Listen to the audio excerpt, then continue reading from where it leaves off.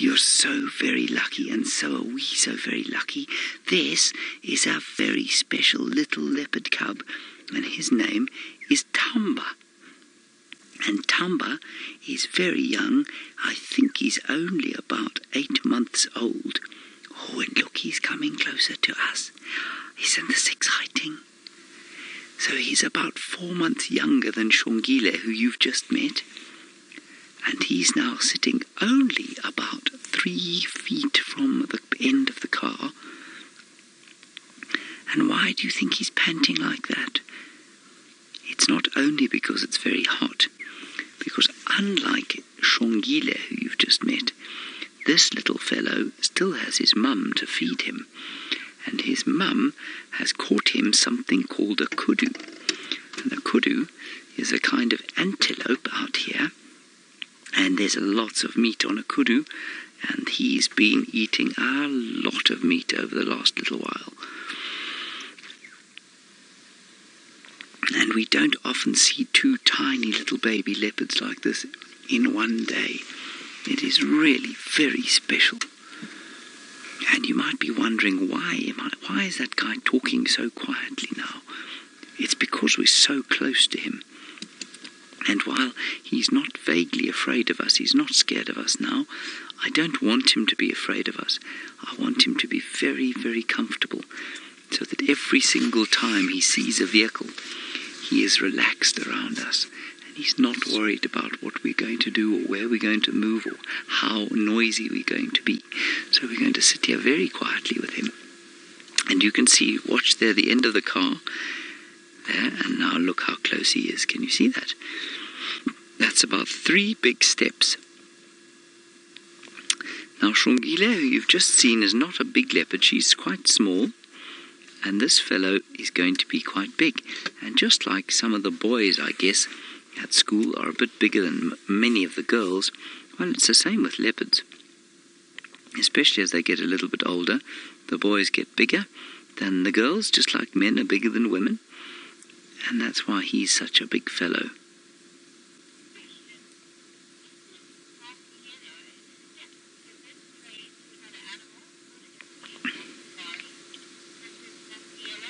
Hello, Mrs. Marciello. You're wondering if this leopard is king of safari, or if it too has got predators. Well, it doesn't really have predators that want to eat it, but it does have predators who will do it harm.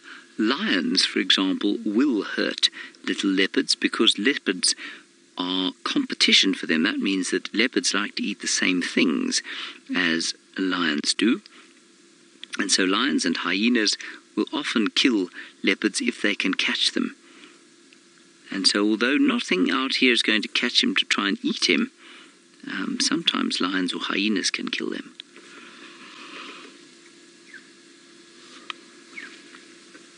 And he's got unusually big ears. You see that? Look how big they are. And if you look at Shongile the next time we go and see her, you can see she's got much smaller ears. Hello, Milo. I'm very interested that you know a word like prehensile. You're aged just 6 to 7 years old, and you know what prehensile means. That's very, very clever. You say, do leopards have a prehensile tail? Well, for those of you who are not quite as clever as Milo, prehensile means like a hand, something that can hold on. And we know that monkeys, like spider monkeys, have got a tail that allows them to hold on to a branch. So the tail is used like an extra hand to hold on to a branch. Now Milo's question is a leopard's tail the same? The answer is no, not really. Sometimes they climb, and if they're falling, they'll try and wrap the tail around a branch, but it won't be able to support their weight. So if they were to hang by the tail, they'd almost certainly fall over and fall down onto the ground. See how tired he is?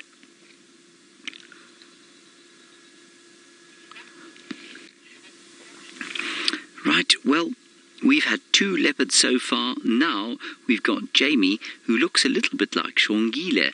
Just now you're going to meet her, and I wonder what she's going to find for you on foot. He does have the biggest ears, doesn't he? And he is just about as interested in us as we are in him. Now, I don't know, you guys are all obviously very young. And you know that when you sit with adults, don't you get bored when your mum and dad are talking to their own friends and you have to sit there and wait patiently? Don't you get bored? And don't you just wish for a bit of company your own age and someone or something to play with? I know I used to feel like that. I sometimes still feel like that when I have to go and sit with adults. And that's why this leopard is awake and he's looking at us. And he's left his mum. His mum is just around the corner. She's fast asleep. She's very boring after a big meal. And this young leopard, only 8 months old, which is probably about the same as being, I don't know, let's say 5 or 6 years old, so just almost like you guys. And he has just decided that he'd like a bit of entertainment. So he's come around here to have a sort of conversation with us. And while he's not talking to us, obviously, this is how animals have conversations. They come and they look at you and they be around you, and sometimes they make sounds, and often they just do nothing like this chap's doing. But he's not sleeping. He's quite enjoying being around me and Craig and all of you guys. And that's because he's young. Just like Shongile, actually. I just need to quickly talk on the radio. Tandy and Cub, static, same place, one station here. Isn't that beautiful? I've just got to try and figure out where I am now. I think it's on Faganyao Road. Does that sound like a road in Chitwa? You'll find the 2-track going north off the road. Okay, so that's just me talking on the radio, and I'm talking to other game drives. And a game drive is what lots and lots and lots of people come and do out here. They come on drives and they look at all these amazing animals. Isn't that then we're in a bit like a vehicle like this. Now, the kill is just underneath that sort of fallen over broken tree there, and I'm not going to show it to you because it's a little bit disgusting. It's like a big piece of meat that's lying under the tree there. And we are going to just enjoy the cub while he's here. Go.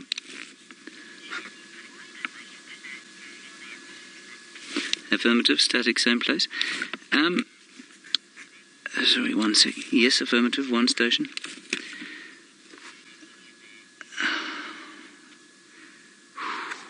Sorry, guys. No, Mike, I'm sorry. Right, let's have... There was a question there about panda bears. What was that question about panda bears? Carter, you said, do we get panda bears here? Oh, no, we don't get panda bears here, Carter. Panda bears live in China. China is about as far from here as we are from where you are. Thousands and thousands and thousands of miles away. So no pandas here. Here we get leopards and lions and hyenas and wild dogs and no bears at all. So in Africa we don't get any bears at all. We get bears only in Asia. Now, I'm going to ask your teacher to show you a map of where Asia is. And also, of course, in America you get bears there. But you don't get bears down here in Africa. And you never have got bears here. And so we don't have any panda bears here. And we don't even have the food that they like to eat. Oh, look, he's scratching himself. No, the food a panda likes to eat is something called bamboo. And there's no bamboo here. This leopard likes to eat delicious meat only. Now, someone else who likes to eat delicious meat is Jamie Patterson. Although she's not hunting now, I'm sure she's going to tell you something very interesting. Look, he hasn't moved very much, but he's still sitting there and he's very happy to be around us and he's just watching us. And he keeps his eye on Craig, who's sitting behind me. And Craig is, of course, sitting much higher up than I'm sitting here in the driver's seat. And that means that he has got to be very brave, of course, when he's around big cats like this. But most of the time, they don't see him as a threat at all, so they wouldn't go near him. But what he's doing is he's really enjoying just not having to sleep completely with his mum. He can look at us for a little bit of entertainment. It's a little bit like watching TV for him. Well, now, Amber, it might not look like very fast, but you say, how fast can a leopard run? Well, you know, I think we should compare it with how fast a human being can run. We know that Usain Bolt is the fastest man in the world, and when he runs at about, let's say if he was doing his top speed, I guess he would run at somewhere around 28 miles per hour. Well, this cat will probably run almost twice that speed when he's a big adult. He won't be able to run that fast for very long, but he is very, very, very fast. And you know he can get to that speed in less than 2 strides. So he'll run, within 2 strides he will be running at full speed. Now you know when you're running outside that it takes you a little while to get to your top speed, and I'm sure you're all very fast when you're on the playground there. But it takes you a little while to get from standing to full speed. With a leopard, it's 2 strides, and they're at full speed, and it can be twice the speed of Usain Bolt. Isn't that amazing? So they're very fast.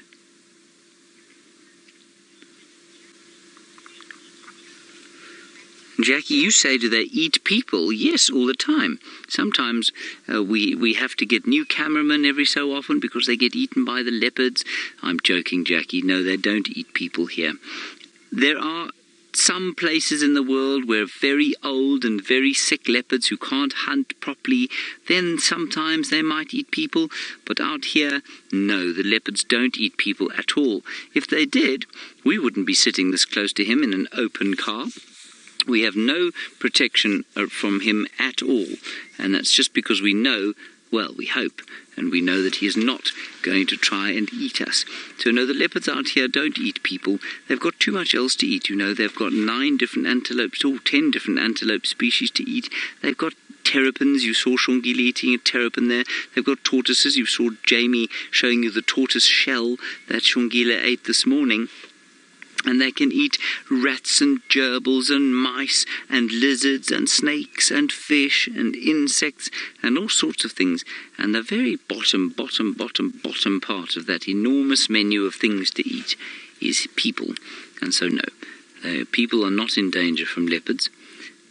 Except at night, if you were walking around at night and you didn't have a torch and you came across a very sick or very old leopard, then they might try and eat you, but it would be extremely unusual.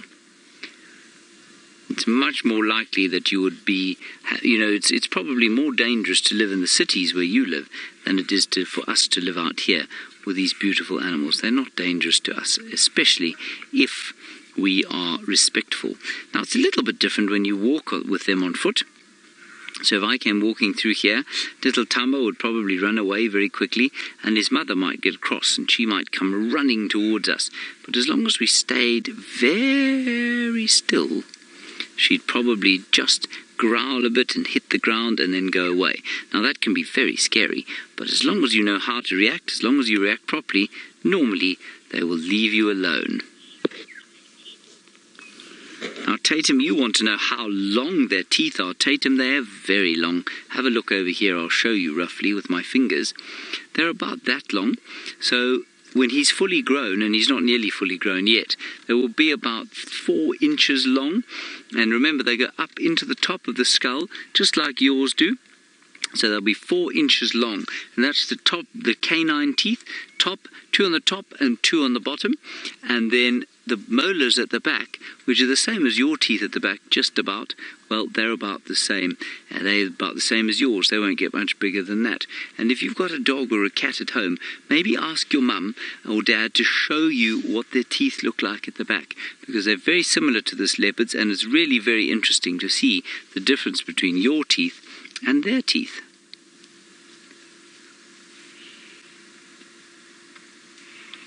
See how he's panting there? That helps him to stay cool. And he needs to stay cool because all mammals, like us, and like dogs and cats, and all sorts of different mammals, have to stay the same temperature. And that's why they must pant. He can't sweat like you and I can. So while we sweat here, oh, he's up. Where's he going? Where's he going? Oh, he's so beautiful, isn't he? Oh, he's just going to have a sleep over there. He's looking at Craig and he's giving a little bit of a hiss. And that means he's saying, you guys don't come any closer. And you know, Craig's name is Batman. We call him Batman, and maybe this leopard likes Batman. You see what I was saying about him being very much curious about us because he gets bored with the adults? Well, that's why he's moved closer to us now. Alrighty, let's leave this male cub and go across to the much smaller female cub that is sitting with Brent. My leopard, my kingdom for a leopard. Where did that come from, Craig? Do you remember? Macbeth. Macbeth, Craig, except of course it wasn't leopard, it was horse. My kingdom for a horse. I think it came from Macbeth. God, I talk an absolute load of garbage on these drives. There we have a Timba and his large ears in amongst the grass stalks. And I think we'll probably sit with him for a little bit longer, probably for as long as we can. For some reason, this place is not being inundated with thousands of vehicles wanting to come here, which is rather good news. Well, no, I think there are a few people coming, but we'll stay for as long as we can. Now, I wonder... what I'm going to do is just reverse quietly back and show you where the kill is.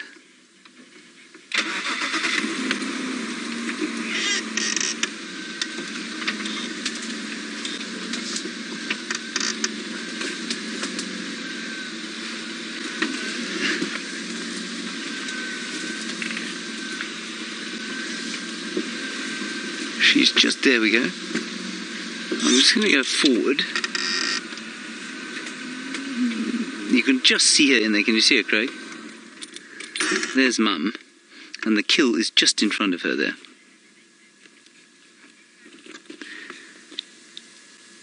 And we'll know the visual here is 2 out of 5 of the cub and 0 out of 5 of the mother.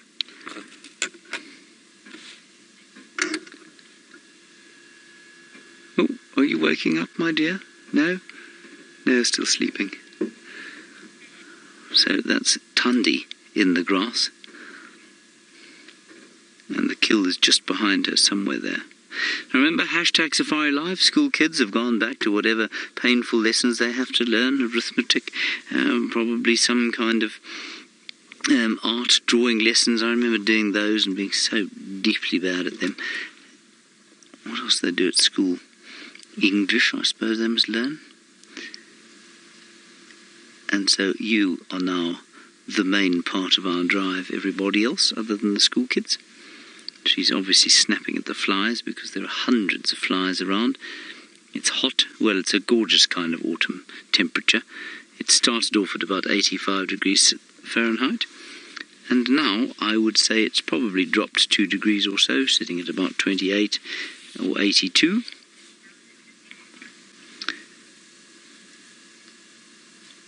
And look how beautifully hidden she is. Now, many people, of course, will tell you that that is camouflage. No, it's not. It's just hiding. She could be bright pink. You wouldn't see her in there. All right, let's go forward back to Timba.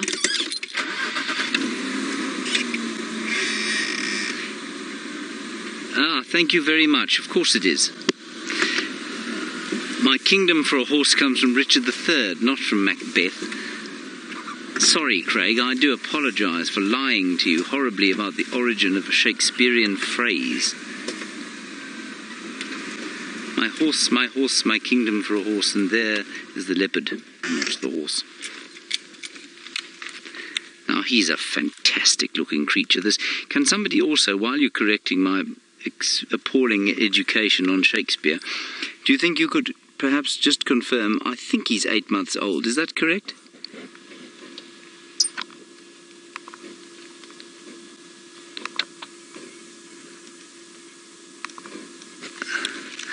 Oh, he's a special little fellow, isn't he? He's dark, much golder than Shongila. You can see his first cousin, of course, And he's got many, many more spots on the top of his head and a much golder pelage, which of course makes him look that much darker.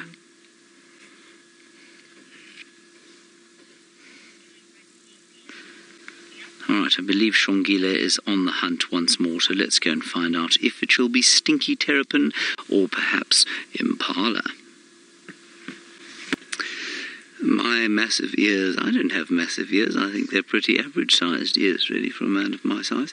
There is Timba. We're going to have one last look at him. The sighting is now starting to fill up. Everybody's getting mobile in the area, that means all the game drives are heading out, filled with tourists excited about the things that they're going to see during the afternoon. I tell you, it must be the most exciting, the amount of excitement around on a first afternoon game drive here just must be possibly more than it is in any other part of the world.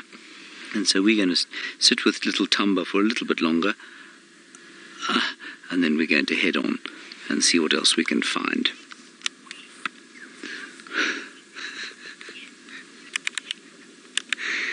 Hello, Tig's Head. Tig's Head, you want to know how big I think Timba's going to get? I really don't know. I don't know who his father is. I think we think it's Tingana, but obviously no one is quite sure who his father is. And I suspect that given the size of his paws, which are very large, and the size of his ears, which are equally large, I think you could easily find that he will get to the size of Tingana, who is a pretty good-sized male leopard, maybe even slightly larger than that. I don't know who his dad is, though, and he looks so different from Shongile and Hosana in that he is much darker than they are. And what's interesting to me is, of course, he's not cousin to Shongile. He's actually Shongile's nephew, because, of course, Shongile is Tandi's sister. So he's nephew to Shongile, but he's so much darker and golder than them that it makes me think he is probably not the offspring of Tingana. And I wonder who his father is. Isn't he? Because he's really a spectacular colour. I mean, not quite melanistic, but he's certainly dark. And sleepy. Poor little fellow. Sleepy fellow. But bored. And also uncomfortable because his belly is so full. Which Shongile, at least I'm sure Shongile wishes she felt like him right now. She, of course, is making do, which is exactly what young leopards do on whatever she can catch. And what an astonishing sight it must have been to see her diving into the water after those lizards.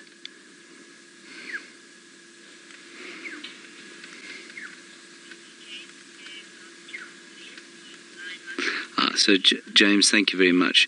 You say he's not 8 months old, he's 9 months old. That's perfect. Thank you very much for that. I thought I might be wrong. But he's at least Shongile's size.